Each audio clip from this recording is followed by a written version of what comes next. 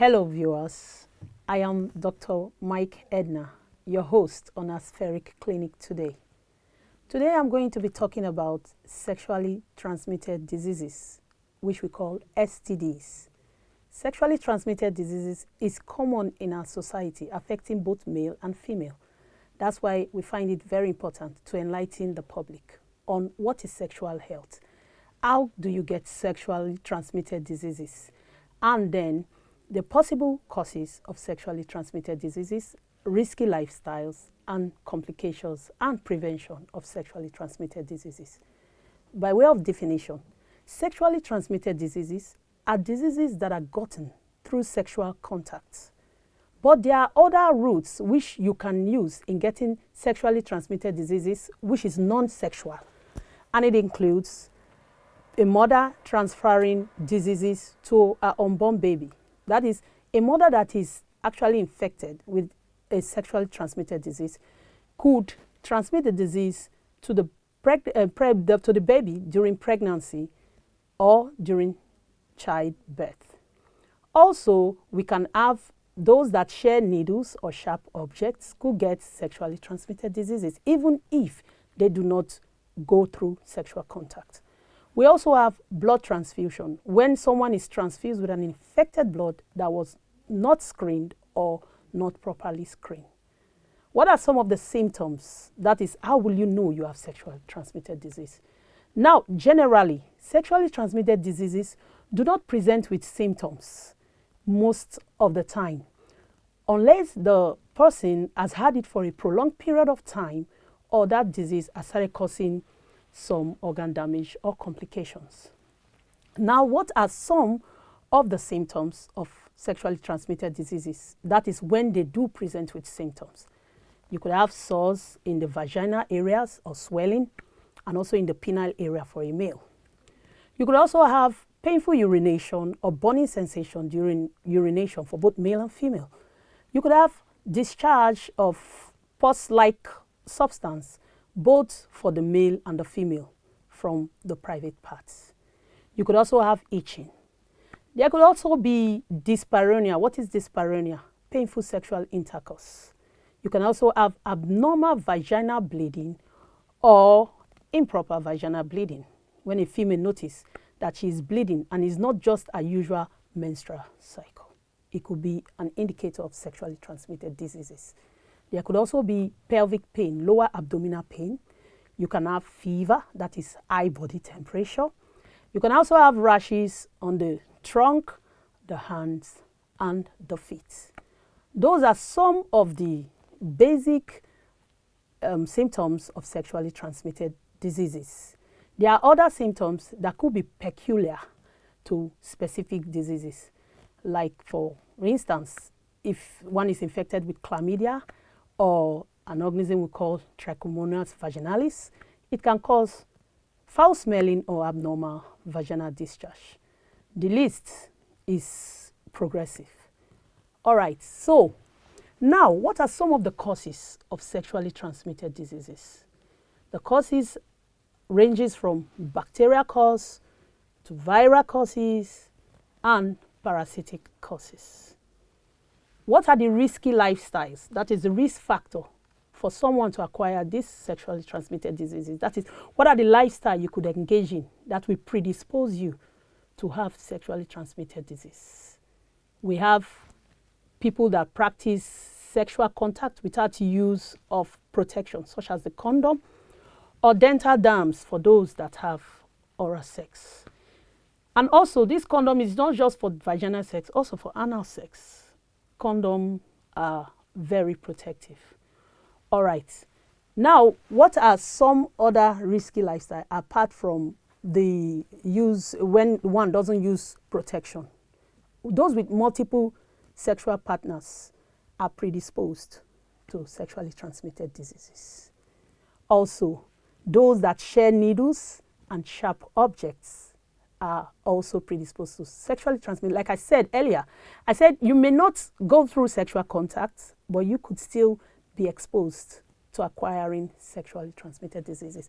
Okay, for instance, a lady that goes to the salon shares needle with other ladies, and then by the time the stylist is making your hair, it could prick your hair, your scalp rather, and if that needle has been used in an infected person, it could be a route to transfer some of the sexually transmitted diseases like HIV and hepatitis. Now, what are some of the other shafts? Those that go through pedicure, manicure, whether with those men that work with their sets or even in the salon. And then those materials are not sterilized when it has been used in previous people that were infected.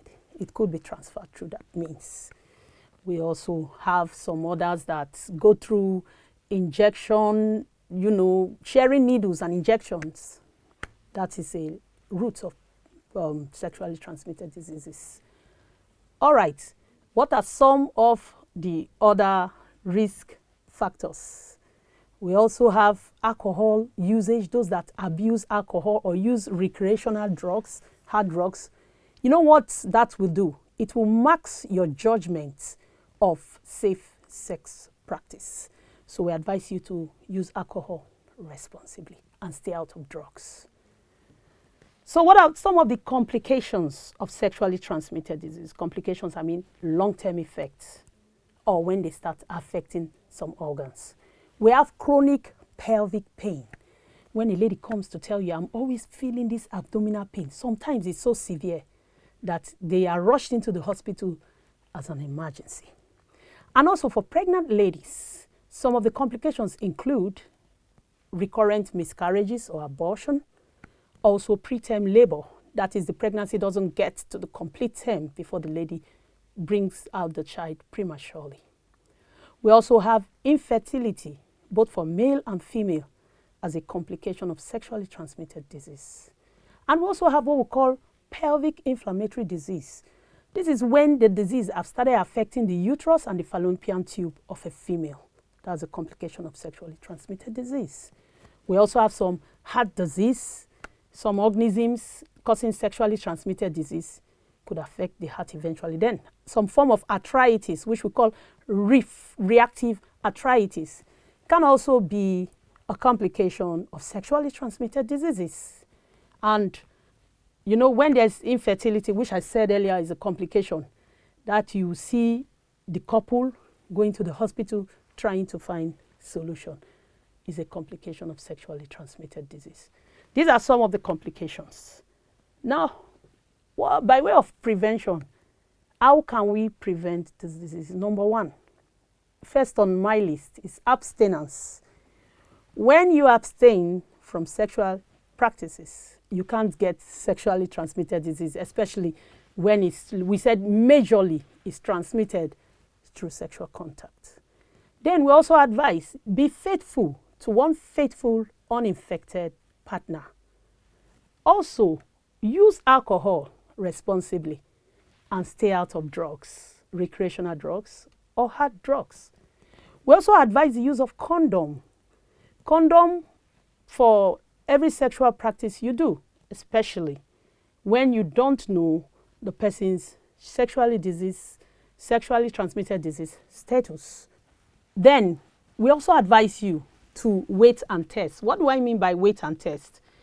If you are entering a relationship with a new sexual partner, you have to know that person's sexually disease status. You can go to the hospital and say, we want to get screened for sexually transmitted disease. They will know what to do for you. Some of the screening they will do will include HIV, hepatitis C and B, and then Venereal Disease Research Laboratory, that is for syphilis. So these are basically, and then do not share underwears or towels. For those with partners that have HIV, there's something we call pre-exposure prophylaxis, where the partner, an uninfected partner, can be given some medication that will prevent the transmission of HIV from an infected partner to them. Then we also have some other basic thing. Pregnant women should make sure they get screened so that they don't transfer diseases to their unborn babies. Also, some sexually transmitted diseases have vaccination. such as the hepatitis B virus and the hepatitis B virus and the human papilloma virus that is notorious for causing cervical cancer. They have what we call vaccination to prevent the transmission. So with these few things I've said, with these few education I've given, I believe you've gotten something from it. Lest I forget, there is a complication which is caused by sexually transmitted diseases, and that is cancers.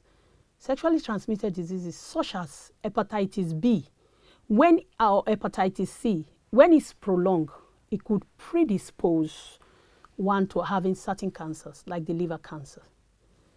Also, the human papilloma virus infection could also predispose a female to having cervical cancer. Then also the HIV virus can depress the immunity of an individual to the level that they are predisposed to cancers, such as even the cervical cancer for a female, lymphomas, and the likes. I believe you may have questions. Please write those questions on the comment box, or also comment on what you think you want us to clarify more for you. And we will get back to you in our next episode. Thanks for watching.